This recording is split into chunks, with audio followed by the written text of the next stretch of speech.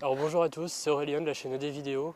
Aujourd'hui je fais une vidéo un peu spéciale que j'avais pas forcément envie de faire mais j'y suis un peu obligé parce que dans un reportage diffusé par beIN Sport sur Chang Hoon Kwon, un joueur du DFCO, trois de mes images de ma vidéo Dijon Timelapse m'ont été volées puisque je n'ai jamais donné d'autorisation. Donc rapidement, un timelapse c'est une succession d'images. Euh, c'est une succession de photos qui sont prises à intervalles réguliers. C'est assez long à faire, en moyenne entre 30 minutes et 1 heure pour certains. Et beIN Sport a repris mes timelapses sans mon autorisation pour faire leur reportage. Donc par exemple, ça aurait été une vidéo d'actualité, genre il y a eu des inondations quelque part, je filme les inondations, je les partage sur Facebook, sur YouTube. Là, la télé a le droit de me prendre mes images, parce que c'est le droit à l'actualité, donc ils peuvent juste dire image YouTube ou image Facebook. Sauf que là, dans leur reportage, on ne sait pas d'où viennent les images, mon nom n'a jamais été cité, et surtout, je n'ai jamais été contacté par beIN, alors que si ça avait été le cas, j'aurais déjà accepté volontiers qu'ils utilisent mes images, parce que pour moi, bon, ça veut dire que c'est des images de qualité. Et puis surtout, j'aurais peut-être même pas pensé à leur demander une contribution, une rémunération. Alors que là, du coup, comme il y a eu vol, c'est c'est illégal de leur part. Donc ce reportage, je l'ai découvert dimanche matin sur la page Facebook Made in DFCO qui l'avait partagé. Donc jusque-là, aucun problème. Et à 2 minutes 40, je remarque que mes timelapses ont été utilisés, puis je le reconnais forcément au premier coup d'œil.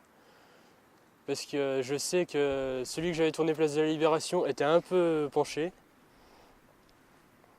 Et donc du coup, après j'envoie un mail à beIN Sport pour leur demander pourquoi ils m'avaient pris mes timelapses sans me demander l'autorisation, alors qu'ils n'ont pas le droit.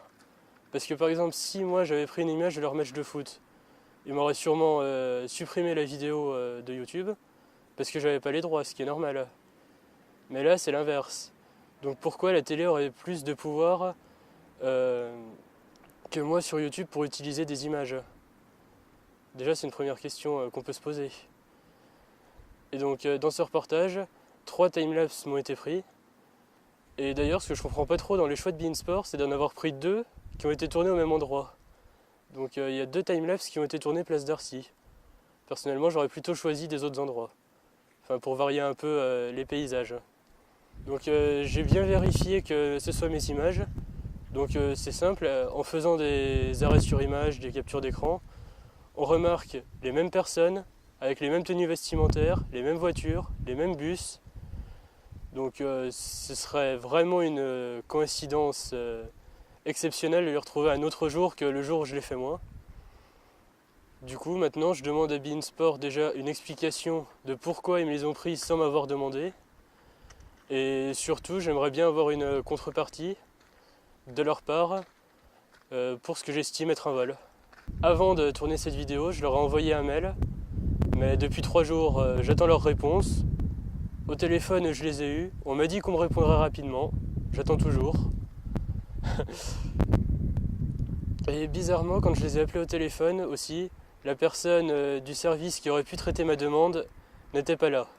Bon, elle peut être malade ou absente, ce qui est normal, enfin, je ne dis pas. Mais c'est quand même bizarre que quand il y a un problème, personne ne puisse répondre. Donc du coup, maintenant, j'espère que la télé ne pourra pas prendre le pouvoir sur YouTube, parce que moi, ça me demande du temps. Je ne suis pas payé par YouTube, je ne suis pas sponsorisé comparé à eux qui ont quand même un joli budget derrière eux pour faire leurs vidéos, même pour acheter du matériel. Moi, c'est tout acheter moi-même. Et surtout, faire des timelapses, comme j'ai fait pour ma vidéo de Dijon, ça m'a pris 3 mois de tournage, parce que je peux les faire uniquement sur mon temps libre. Et surtout, je devais attendre que les conditions météo soient bonnes, parce qu'au mois de mai, il y a eu pas mal de jours trop nuageux ou pluvieux qui m'ont empêché de pouvoir faire ma vidéo. Et du coup, c'est pour ça que j'ai passé plus de 3 mois à la faire, pour au final faire 3 minutes et me les faire voler par la suite sans le savoir par un gros groupe qui a un budget de plusieurs milliers, voire peut-être même millions d'euros derrière eux. Pour ce, n'hésitez pas à partager cette vidéo à vos contacts, à vos amis, sur Facebook, sur Twitter, sur tous les réseaux sociaux que vous voulez. Et surtout, la télé ne doit pas prendre tous ses droits sur le travail des youtubeurs qui ne sont pas forcément rémunérés. J'espère vous retrouver la prochaine fois pour une autre vidéo pour un thème plus agréable.